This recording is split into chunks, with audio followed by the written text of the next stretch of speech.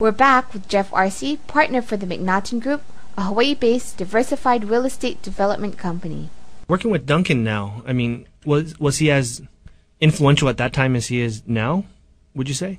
I would say not, because I think in certain circles he was pretty well known, and in the business circle. But I don't think that he'd done anything yet that the broader community knew about. I think people knew that about Costco. They sure found out about it pretty quick. Mm-hmm. But the general public, I don't think necessarily recognized that was something that Duncan had helped put together. So I think it was once Blockbuster really started becoming successful, then there was some attention to who's this Duncan MacNaughton guy, and what kind of things is he doing that are going to impact our community. It seems like you guys really have the mix down well, though, the mix between retail and real estate. Well, we like to think so. We really have a good group of people. There's two separate offices, actually. A lot of people get confused about how we're really structured, because the office that I work in with Duncan and a fellow named Eric Tima, who's the other partner in the MacNaughton Group, we really focus primarily on real estate development, and we'll help find the locations for Starbucks and Jamba.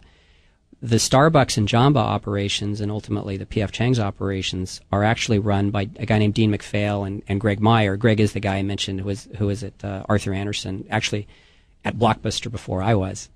But Dean and Greg actually run what we would call our retail operations, and we're actually investors and partners with them. So they have, while Duncan has a significant amount of the ownership, we all have a say in how things are done, and Dean and Greg really run that day to day. Duncan serves more, and me a little bit on more of an advisory role as needed. So you're not from Hawaii, though, are you? Well, if you go way back, I guess indirectly I am. My grandfather, actually, my namesake's from Hawaii, but I was born in Southern California. And then how did you make that journey here then? Well, it was actually Arthur Andersen. I was actually in Los Angeles. I had graduated from college in Southern California, Claremont, and took a job with Arthur Andersen, worked a couple years in L.A., and then one day the managing partner of the L.A. office, very imposing fellow from Minneapolis, called me in, and he kind of sounded like a mafioso boss, and he said, Jeff, we want you to move to Hawaii. What do you think? And I said, well, Sheldon, I think that sounds great. I'll go. So I came over here in 1982.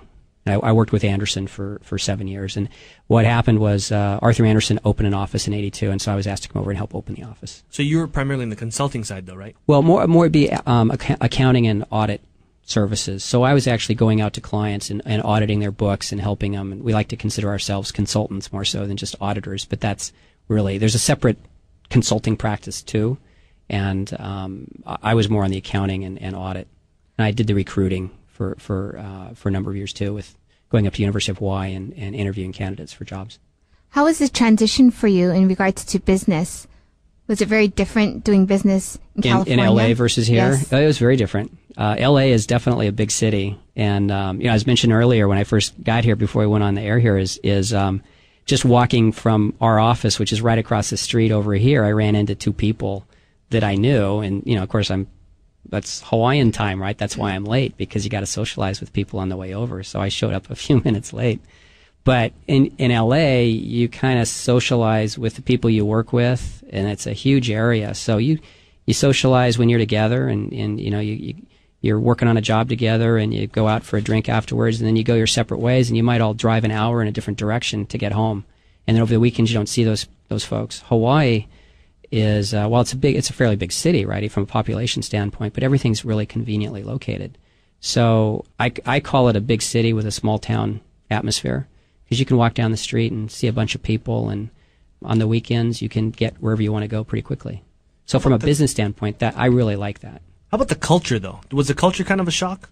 Yeah, it was I wouldn't say it was a shock. It was a change. Culturally, definitely there's a local feel here that I really have appreciated ever since I got here.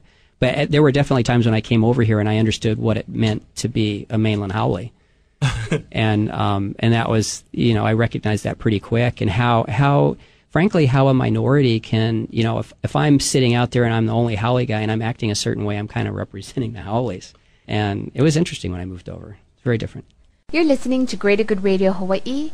Please visit us online at greatergoodradio.com. Today's guest is Jeff Arce, a partner for the MacNaughton Group, a Hawaii-based diversified real estate development company. They have been responsible in bringing into Hawaii some retail locations and projects including Costco, Waikele Center, Starbucks, Jamba Juice, and many more. Thanks for tuning in. Stay tuned for more on Greater Good Radio.